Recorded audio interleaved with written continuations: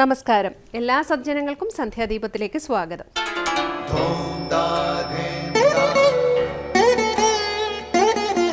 ശുഭം ഭവതു കല്യാണമായുസാരോഗ്യവർദ്ധനം സർവദുഃഖ വിനാശായ സന്ധ്യാദീപം നമോസ്തുതേ. നാമം ജപായനം പുണ്യം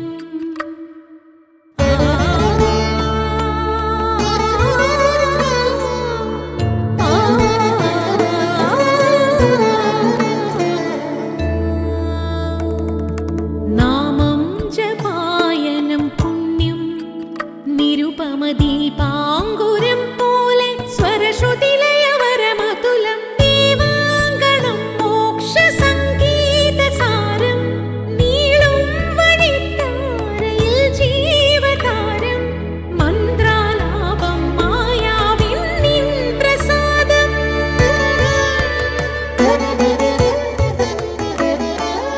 ഇരുൾ നീങ്ങിയുണരുന്ന തെളിനാളദീപം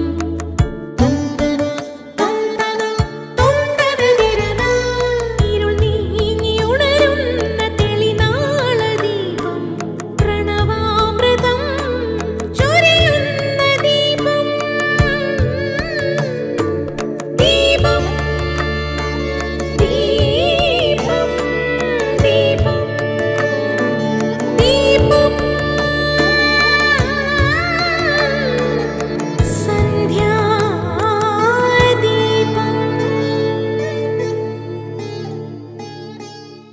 പടിപൂജയും ഉദയാസ്തമന പൂജയും കളഭാഭിഷേകവും എല്ലാം ശബരിമലയിലും നടക്കാറുണ്ടെങ്കിലും പ്രധാന വഴിപാട് നെയ്യഭിഷേകമാണ്. കഠിനവ്രതമെടുത്ത് ഭക്ത്യാദരപൂർവം ഒരു ഭക്തൻ കൊണ്ടുവരുന്ന നെയ്യ് ഭഗവാൻ അഭിഷേകം ചെയ്യുമ്പോഴാണ് അവരുടെ വ്രതം പൂർണ്ണമാകുന്നത്. എന്നാൽ ഭക്തർ കൊണ്ടുവരുന്ന നെയ്യല്ല ഭഗവാന് ആദ്യം അഭിഷേകം ചെയ്യുന്നത്. നിർമാല്യം കഴിഞ്ഞ് ഒരു സ്വർണ്ണക്കുടത്തിലെ നെയ്യ് ഭഗവാൻ അഭിഷേകം ചെയ്ത ശേഷമേ ഭക്തരുടെ നെയ്യ് സ്വീകരിക്കാറുള്ളൂ. പ്രതിഷ്ഠ നടത്തിയ ആചാര്യന്റെ കൽപ്പന പ്രകാരമാണ് ശബരിമല ശ്രീ ധർമ്മശാസ്താവിന് നെയ്യഭിഷേകം പ്രധാനപ്പെട്ട ചടങ്ങായി മാറിയത്. ശുദ്ധ സാത്വികമായ നെയ്യ് ആത്മാവിൻ്റെ പ്രതീകമാണ്. ജീവാത്മാവ് പരമാത്മാവിൽ ലയിച്ചു ചേരുന്നതിൻ്റെ പ്രതീകമാണ് നെയ്യഭിഷേകം. ശബരിമല തീർത്ഥാടനത്തിലെ ബാഹ്യമായ ഓരോ ചടങ്ങുകളും തപസ്സിൻ്റെ പ്രതീകമാണ്. ശബരിമലയിൽ പോകാൻ കഴിയാത്തവർ നെയ്യ് തേങ്ങ കൊടുത്തുവിടുന്ന പതിവും ഭക്തരുടെ ഇടയിലുണ്ട്. ഇങ്ങനെ കൊടുത്തയക്കുന്ന നെയ്യ് കന്നി അയ്യപ്പന്മാർ കൊണ്ടുപോകാൻ പാടില്ല എന്നാണ് വിശ്വാസം. ശ്രീ ധർമ്മശാസ്താവിൻ്റെ അനുഗ്രഹത്തിനായി പ്രാർത്ഥിച്ചുകൊണ്ട് നമുക്ക് ഗുരുവചനം കേൾക്കാം. കൃഷി ചെയ്യണം. കൃഷിയാണ് ജീവരാശിയുടെ നട്ടെല്ല്. ശ്രീനാരായണ ഗുരുദേവൻ. അടുത്തതായി ശ്രീ ശങ്കരാചാര്യ രചിച്ച ശിവാനന്ദലഹരിയിലെ ശ്ലോകം ശ്രീ കാവാലം ശ്രീകുമാർ ചൊല്ലുന്നത് കേൾക്കാം.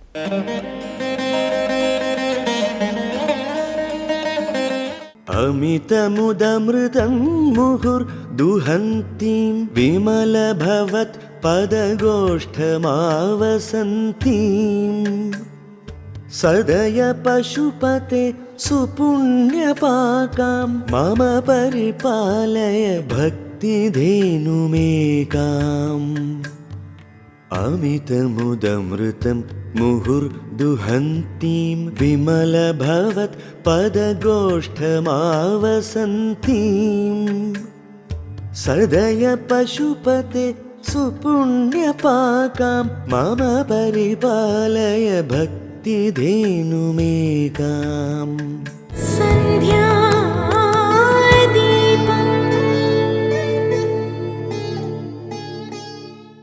സകല ജീവരാശികളോടും ദയയുള്ള പശുപതിയോടുള്ള പ്രാർത്ഥനയാണ് ശിവാനന്ദലഹരിയിലെ 68-ാം ശ്ലോകം.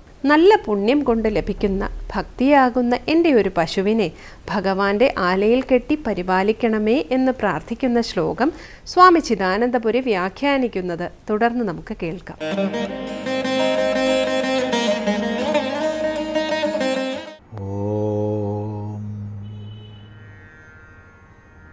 ഗുരുർബ്രഹ്മാ ഗുരുർവിഷ്ണു ഗുരുർദേവോ മഹേശ്വരഃ ഗുരുസാക്ഷാത് പരം ബ്രഹ്മ തസ്മൈ ശ്രീ ഗുരവേ നമഃ. ഓം സദാശിവസമാരംഭാം ശങ്കരാചാര്യമധ്യമാം അസ്മദാചാര്യപര്യന്താം വന്ദേ ഗുരുപരമ്പരാം. ശ്രീശങ്കര സ്തോത്രകൃതികളിൽ ശിവാനന്ദലഹരിയിൽ 67-ാമത്തെ ശ്ലോകമാണ് നമ്മൾ ശ്രദ്ധിച്ചത്. അവിടെ പരമസദാശിവ ഭാവനയെ, വിചാരത്തെ ഞാൻ ശരണം പ്രാപിക്കുന്നു എന്ന് പറഞ്ഞു. കാരണം അത് മാത്രമാണ് ശാശ്വതമായ പദത്തെ നൽകുന്നത്. അതാണ് പരമമായ സുഖത്തെ പ്രദാനം ചെയ്യുന്നത്. അതുകൊണ്ട് തുടർന്ന് അമിതമുദമൃതം മുഹുർദുഹന്തിം വിമലഭവത്പദഗോഷ്ഠമാവസന്തിം സദയ പശുപതേ സുപുണ്യപാകാം മമ പരിപാലയ ഭക്തിധേനുമേകാം. അമിതമുദമൃതം മുഹുർദുഹന്തിം വിമലഭവത്പദഗോഷ്ഠമാവസന്തിം സദയ പശുപതേ സുപുണ്യപാകാം മമ പരിപാലയ ഭക്തിധേനുമേകാം. അല്ലയോ പശുപതേ,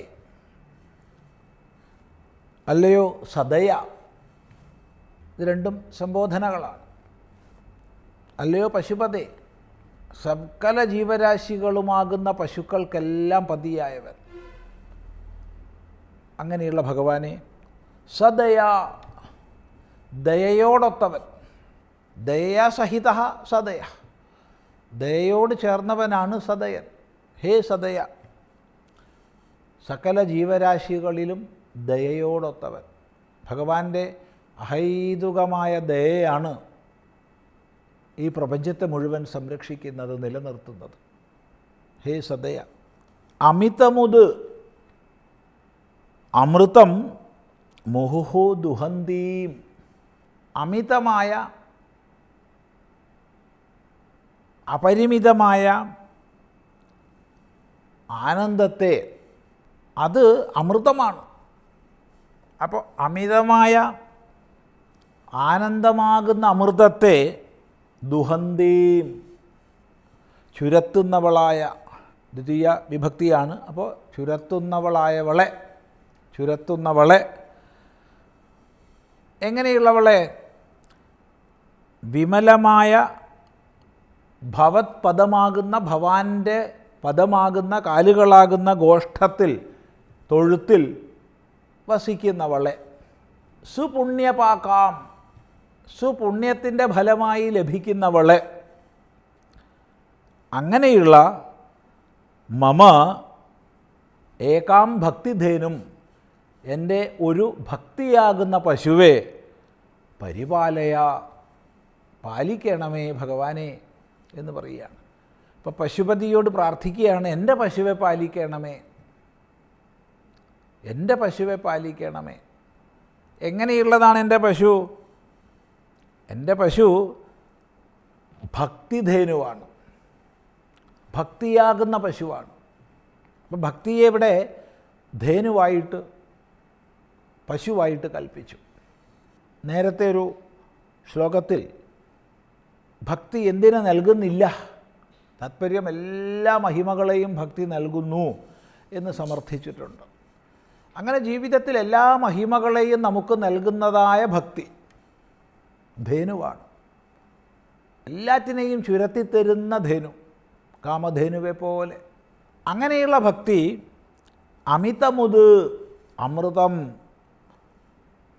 മുഹുഹു ദുഹന്തി, അളവറ്റ ആനന്ദത്തെയും അമൃതത്തെയും, അഥവാ അളവറ്റ ആനന്ദമാകുന്ന അമൃതത്തെ. അമൃതം മരണധർമ്മത്തിനുപരി നമ്മെ എത്തിക്കുന്നത്. ജ്ഞാനം. ഞാൻ മരണധർമ്മത്തോടു കൂടിയ ശരീരമല്ല, ഉണ്ടായി നശിക്കുന്ന ഉപാധികളൊന്നുമല്ല എൻ്റെ സ്വരൂപം. ഞാൻ അമൃതനാണ്, ഞാൻ പരമാനന്ദ സ്വരൂപമാണ് എന്ന ബോധം ആരിലുണ്ടോ ആ ബോധമുള്ളവൻ അമിതമായ ആനന്ദത്തോടൊത്തവനാണ്, അമൃതസ്വരൂപനാണ്. അവനെ വധിക്കാൻ, അവനെ ഇല്ലാതാക്കാൻ ലോകത്തിൽ ആർക്കും സാധ്യമല്ല. അവനറിയാം ന ജായതേ മ്രിയദേവ എന്ന്, ജനിക്കുന്നില്ല മരിക്കുന്നില്ല എന്ന്. അങ്ങനെയുള്ള പരമമായ ജ്ഞാനഫലത്തെ ദുഹന്തീം, ചുരത്തുന്ന പശു. അപ്പോൾ പരമാനന്ദത്തെ, അമൃതഭാവപ്രാപ്തിയെ ചുരത്തുന്ന പശു, അതാണ് ഭക്തിയാകുന്ന പശു. എവിടെയാണ് ആ പശു വസിക്കുന്നത്? വിമലഭവത്പദഗോഷ്ഠമാവസന്ധിം. ഗോഷ്ഠം എന്നാൽ ഗോക്കൾ സ്ഥിതി ചെയ്യുന്ന സ്ഥലം. ഗോക്കൾ സ്ഥിതി ചെയ്യുന്ന സ്ഥലം തൊഴുത്ത്, ആല. അപ്പോൾ വിമലമായ പരിശുദ്ധമായ ഭവാന്റെ പാദമാകുന്ന തൊഴുത്തിലാണ് ഈ ഭക്തി നിവസിക്കുന്നത്. ഇതാണ് കൽപ്പന. ഈ ഭക്തി എങ്ങനെ ഉണ്ടാകുന്നു? സുപുണ്യപാകാം. അങ്ങനെയുള്ള ഭക്തിയെ ഏകാം ഭക്തിധേനും, അങ്ങനെയുള്ള എൻ്റെ ഏകമായ ഭക്തിധേനുവെ പരിപാലിക്കണമേ ഭഗവാനേ എന്ന് പറയുക ചെയ്യണത്. ഭക്തി നിലനിർത്താൻ, വളർത്താനായിക്കൊണ്ടുള്ള പ്രാർത്ഥനയാണ്. ഈ ഭാഗം നമുക്കൊന്നുകൂടി ശ്രദ്ധിച്ച് അടുത്തതിലേക്ക് കടക്കാം. ഓം.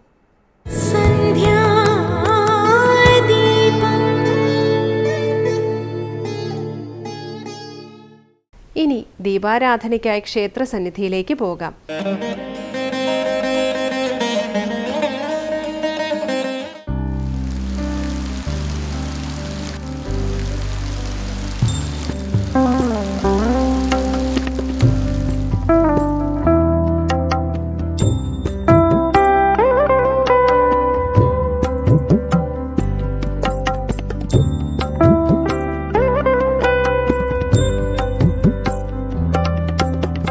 ഇത് പള്ളിപ്പുറത്തുകാവ് ദേവീക്ഷേത്രം.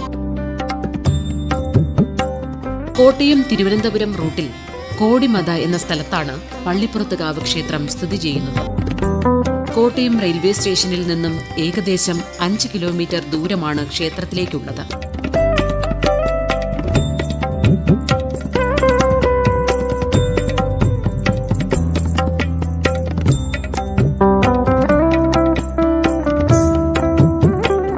പ്രപഞ്ചത്തിന്റെ ഈശ്വരിയായി കണക്കാക്കപ്പെടുന്ന ഭദ്രകാളി ദേവിയാണ് ഇവിടുത്തെ പ്രതിഷ്ഠ. വേതാളഖണ്ഡത്തിൽ സ്ഥിതി ചെയ്യുന്നതും ദാരുകനെ നിഗ്രഹിച്ച് ഭക്തജനങ്ങളെ അജ്ഞതയുടെ അന്ധകാരത്തിൽ നിന്ന് വെളിച്ചത്തിലേക്ക് ആനയിക്കുന്നതുമായ രൂപത്തിലാണ് ഇവിടുത്തെ ഭദ്രകാളി പ്രതിഷ്ഠ.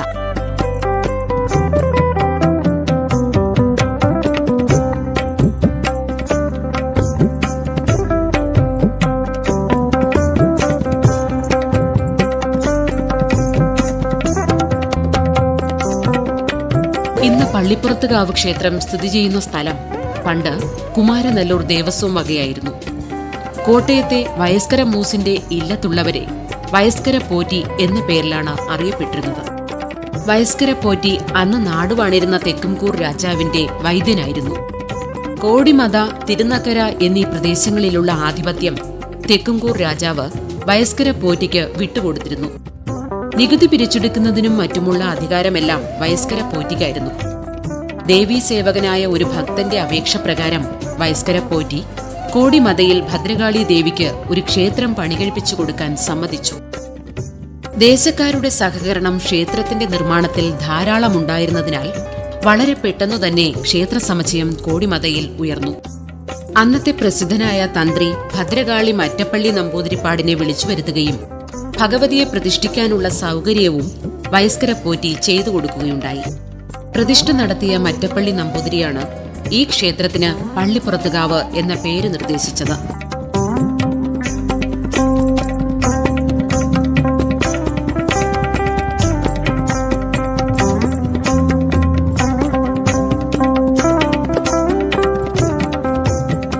പള്ളിപ്പുറത്തുകാവിനെ പറ്റിയുള്ള ഐതിഹ്യം ഇങ്ങനെയാണ്. കോട്ടയത്തിനടുത്തുള്ള അമയന്നൂർ എന്ന ദേശത്ത് ഒരു ദേവീഭക്തൻ താമസിച്ചിരുന്നു. അദ്ദേഹം കൊല്ലവർഷം 4-ാം ശതകത്തിൽ ശ്രീപോർക്കലിയിൽ പോയി ഭക്തിപൂർവം ഭഗവതിയെ സേവിച്ചു. 2 കൊല്ലത്തിനു ശേഷം ഒരു ദിവസം രാത്രി ദേവിയെ കണ്ണടച്ച് ധ്യാനിച്ചുകൊണ്ടിരുന്നപ്പോൾ ഒരശരീരി അദ്ദേഹം കേൾക്കാനിടയായി. നിന്റെ ഭക്തിവിശ്വാദികൾ കൊണ്ടും സേവ കൊണ്ടും ഞാൻ ഏറ്റവും സന്തുഷ്ടയായിരിക്കുന്നു. നീ ഇനി ഇവിടെ താമസിക്കേണ്ടതില്ല. നിന്റെ മുന്നിലിരിക്കുന്ന നാന്തകം വാൾ എടുത്തുകൊണ്ടു പോവുക. ആ വാൾ വച്ച് എന്നെ പതിവായി പൂജിക്കുക. അശരീരി അവസാനിച്ചപ്പോൾ അദ്ദേഹം കണ്ണു തുറന്നു. തന്റെ മുന്നിൽ നാന്തകം വാൾ ഇരിക്കുന്നത് കണ്ടു. താൻ കേട്ടത് സാക്ഷാൽ ഭഗവതിയുടെ ശബ്ദമാണെന്ന് ആ ഭക്തൻ ഉറച്ചു വിശ്വസിച്ചു. തുടർന്ന് ദേവീഭക്തനായ അദ്ദേഹം കുമാരനല്ലൂർ ക്ഷേത്രസന്നിധിയിലെത്തുകയും നാന്തകം വാൾ വച്ച് പൂജിക്കുന്നതിനുള്ള സൗകര്യമുള്ള ഒരു സ്ഥലത്തിനായി ദേവസ്വം അധികാരികളോടും ഊരാൺമ യോഗക്കാരായ മഹാബ്രാഹ്മണരോടും അപേക്ഷിച്ചു. അക്കാലത്ത് കുമാരനല്ലൂർ ക്ഷേത്രത്തിൽ 28 ദിവസത്തെ ഉത്സവം നടത്തിവരാറുണ്ടായിരുന്നു. ഒരു ദിവസത്തെ ആറാട്ട് കോടിമതയിലാണ് നടത്തിയിരുന്നത്. കുമാരനല്ലൂർ ദേവസ്വം വകയായുള്ള ഒരു കൊട്ടാരം കൊടിമതയിലുണ്ടായിരുന്നു. ആറാട്ട് നടത്തുമ്പോൾ മാത്രമേ കൊട്ടാരം തുറക്കാറുണ്ടായിരുന്നുള്ളൂ. അതുകൊണ്ട് തന്നെ ഭഗവതിയുടെ നാന്തകം വാൾ കൊട്ടാരത്തിൽ വച്ച് പൂജിക്കാനുള്ള അനുവാദം ഊരാൺമ യോഗക്കാർ അനുവദിച്ചു. ദേവീഭക്തനായ അമയന്നൂർക്കാരൻ ഒരു മാന്ത്രികനും കൂടിയായിരുന്നു. ഇത് കേട്ടറിഞ്ഞ് പലരും അദ്ദേഹത്തെ കാണാനായി എത്താറുണ്ടായിരുന്നു. വരുന്നവരെല്ലാം ദേവീഭക്തനെ കാണുന്നതിനോടൊപ്പം ദേവിയുടെ നാന്തകം വാളിനെയും പൂജിച്ചു പോന്നു. പള്ളിപ്പുറത്ത് കാവിലെ ഭദ്രകാളി ദേവിയുടെ അനുഗ്രഹ വർഷത്തിനായി ക്ഷേത്രത്തിലെത്തുന്ന ഭക്തജനങ്ങൾ നിരവധിയാണ്.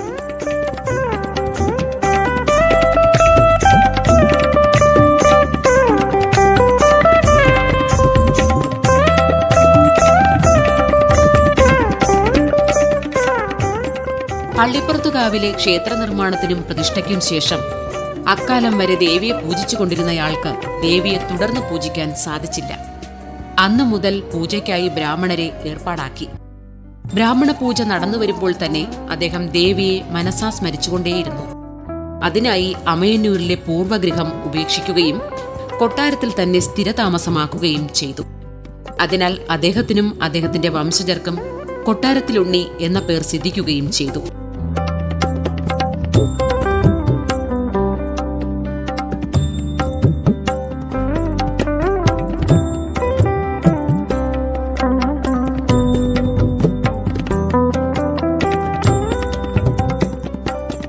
ഐതിഹ്യമാല എന്ന പ്രസിദ്ധ ഗ്രന്ഥത്തിന്റെ കർത്താവായ കൊട്ടാരത്തിൽ ശങ്കുണ്ണിയുടെ കുടുംബക്ഷേത്രമാണിത്. ക്ഷേത്രത്തിന് തൊട്ടടുത്തു തന്നെയാണ് കൊട്ടാരത്തിൽ ശങ്കുണ്ണിയുടെ വീട് സ്ഥിതി ചെയ്യുന്നത്. ക്ഷേത്രത്തിലെ കഴകാവകാശം കൊട്ടാരത്തിൽ ശങ്കുണ്ണിയുടെ പിന്മുറക്കാർക്കാണ്.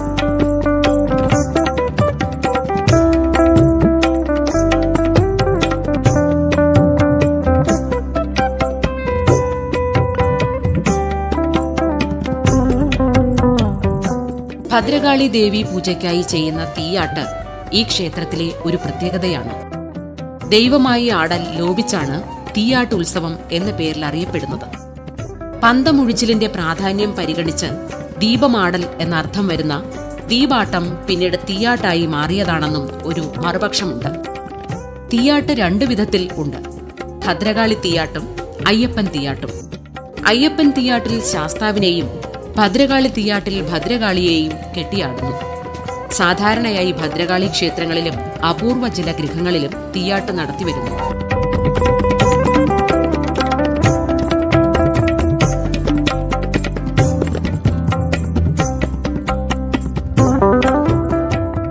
ഭദ്രകാളിയുടെ അനുഗ്രഹം കൊണ്ട് ഭ്രാന്തുമാറിയെന്ന് വിശ്വസിക്കപ്പെടുന്ന ഒരു ശില്പിയായിരുന്നു പള്ളിപ്പുറത്തുകാവിലെ വിഗ്രഹം പണിതതെന്ന് വിശ്വസിക്കപ്പെടുന്നു.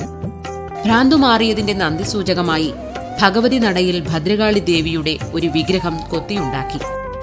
വിഗ്രഹം കാഴ്ചയിൽ അതിമനോഹരവും കൊത്തുപണികൾ കൊണ്ട് അലങ്കരിച്ചവയുമായിരുന്നു.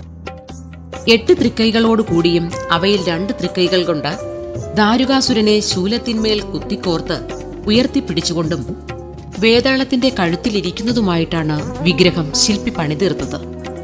ഈ വിഗ്രഹം നടയ്ക്കുവച്ച കാലത്ത് അവിടെയുണ്ടായിരുന്നത് ഓടുകൊണ്ട് തീർത്ത ഒരു കണ്ണാടി ബിംബമായിരുന്നു. ശ്രീപോർക്കലിയിൽ നിന്നും കൊണ്ടുവന്ന വാൾ തുരുമ്പ് പിടിച്ചിരുന്നതിനാൽ ഭഗവതിയെ മറ്റപ്പള്ളി നമ്പൂതിരിപ്പാട് വാളിന്മേൽ നിന്ന് ആവാഹിച്ച് ഈ കണ്ണാടി ബിംബത്തിലേക്ക് ആക്കിയിരുന്നു. എന്നാൽ ശില്പി പണിതീർത്ത പുതിയ വിഗ്രഹം ക്ഷേത്രമര്യാദ പ്രകാരം പരിവാര പ്രതിഷ്ഠകളും നടത്തി പൂജിക്കാൻ ദേശവാസികൾ തീരുമാനിച്ചു. അന്ന് പ്രതിഷ്ഠിച്ച ബിംബം തന്നെയാണ് ഇപ്പോഴും അവിടെയുള്ളത്.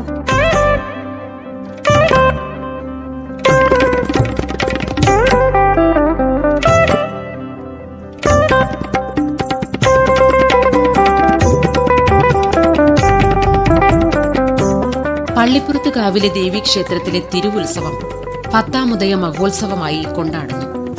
മേടമാസത്തിലെ 10 ദിവസങ്ങൾ ഭദ്രകാളിയുടെ അനുഗ്രഹ ദിവസങ്ങളായി ഭക്തജനങ്ങൾ കൊണ്ടാടുന്നു.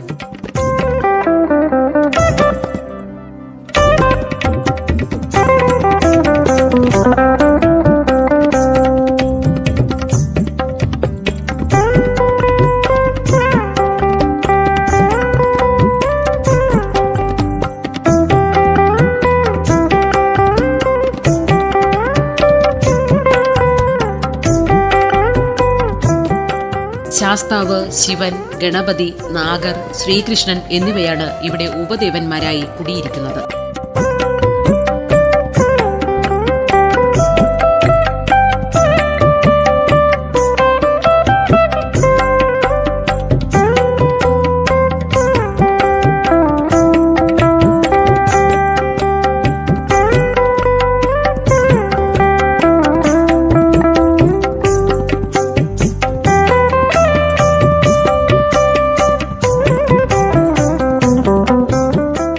സർവർക്കും അമ്മയായ ദേവിയെ കണ്ടുവണങ്ങാനും ദേവിയുടെ 8 തൃക്കൈകളിൽ അഭയം കണ്ടെത്താനും മനസ്സു നിറയെ ദേവീ മന്ത്രങ്ങളുമായി പള്ളിപ്പുറത്ത് കാവിലെത്തുന്ന ഭക്തജനങ്ങൾ നിരവധി.